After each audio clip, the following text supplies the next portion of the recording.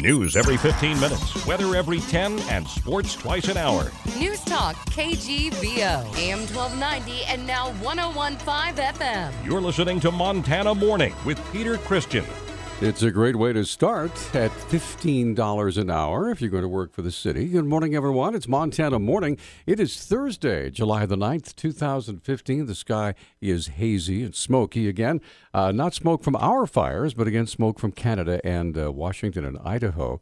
Right now, we do have 55 degrees in Missoula. Our newscast is sponsored by AB Technology Solutions, serving Missoula, Western Montana, and beyond. Find them online at abtechnologysolutions.com.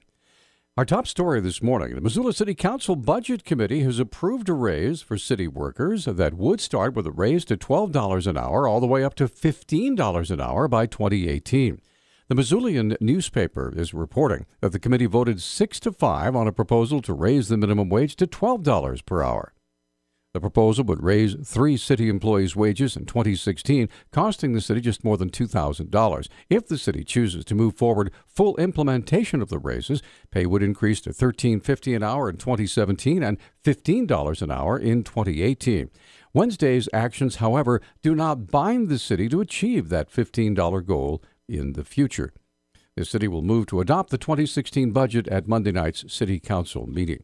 Missoula is currently abiding by Stage 1 restrictions. However, with the dry weather, Emergency Management Director Adrian Beck says Missoula may soon have to move to Stage 2 restrictions. All of those components that contribute to fire danger continue to increase as well. And so part of that restrictions and closures plan that we all adhere to indicates that we are probably approaching conditions that warrant Stage 2 restrictions. We're not quite there yet, but all indications are that without a significant change in our weather, we will likely be there soon. Missoula has not seen Stage 2 fire restrictions since 2007. If they are enacted, here's some of the things you'll have to do. Certain activities would be not allowed from the hours of 1 p.m. to 1 a.m.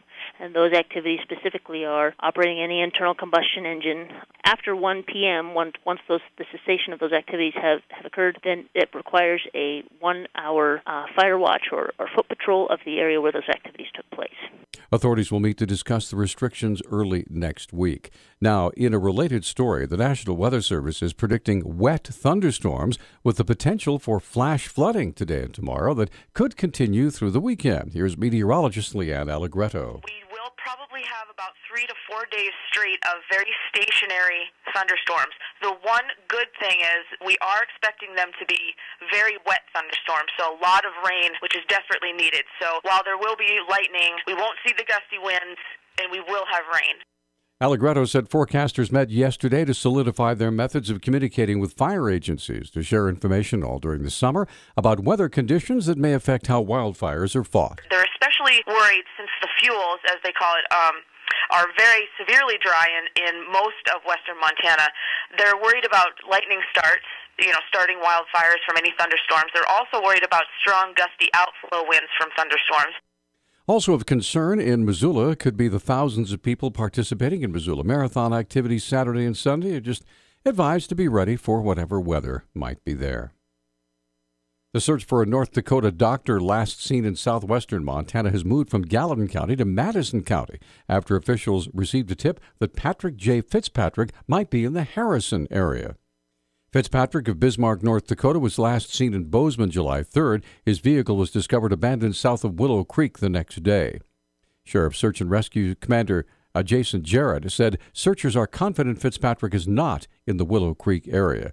Fitzpatrick, 74, 6 feet tall, 250 pounds, with gray eyes and white hair. He wears glasses. Crews searched yesterday near Harrison and around Willow Creek Reservoir to the east. Police in Missoula had a busy morning yesterday looking for 31-year-old Kate Baker, who had disappeared early in the morning while floating the Clark Fork River. Missoula Police Detective Sergeant Jim Clowarder has more. About 3 o'clock in the morning, Kate Baker was with some friends down behind Albertson's East Gate. She told her friends that she was going to float from Albertson's East Gate down to Brennan's Wave, and she got in the river. Her friends lost sight of her. They checked Brennan's Wave and the riverbanks, couldn't find her, and called 911 at about 4:52 in the morning. Police officers, boats, and helicopters spent the morning searching for her. We have checked riverbanks.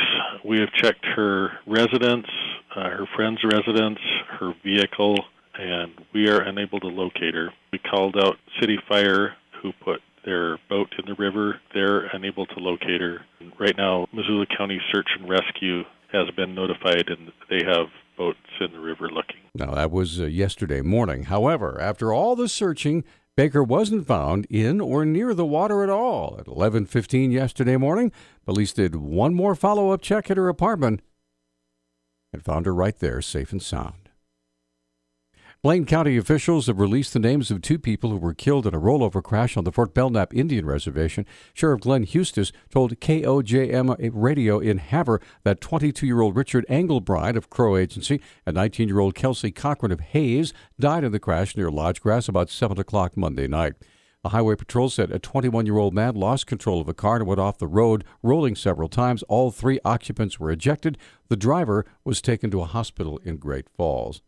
The question of whether or not there will be a primary election in Ward 2 of the Missoula City Council is creating confusion that the County Elections Office will take before the City Council to work out. Elections Administrator Rebecca Connors has details. The big issue is in October 1st of 2013, we saw changes to the language of the law from Senate Bill 122 from election, which would have been overarching and would have included that all the wards would have had a relationship with each other, to ballot. Connors said she'll lay out two options before the council. Here is what we've done in the past based on interpretation. We could or could not go that way, or this is a new interpretation, and I'm going to put it in the city council's ball, the ball in their court, and see which is the best way. Connors said the language of the statute might help save the city money by not having to hold a primary election for just one ward, which would cost about $7,000. But that would be held on September 15th if that's the decision. The four individuals running for the seat in Ward 2 are Anita Green, Harlan Wells, who was a guest on Talkback yesterday, Jack Rowan, and Aylin Inman. The general election will be held on November 3rd. Our News Talk time now is 6:12. Newstalk, KGVO. Missoula's official weather station. Look for a mix of sun and smoke today with our high temperatures in the mid to low 90s. There is a slight chance of a thunderstorm early this evening, otherwise partly cloudy with our lows in the upper 50s. I'm meteorologist Brooke Foster for KECI 13.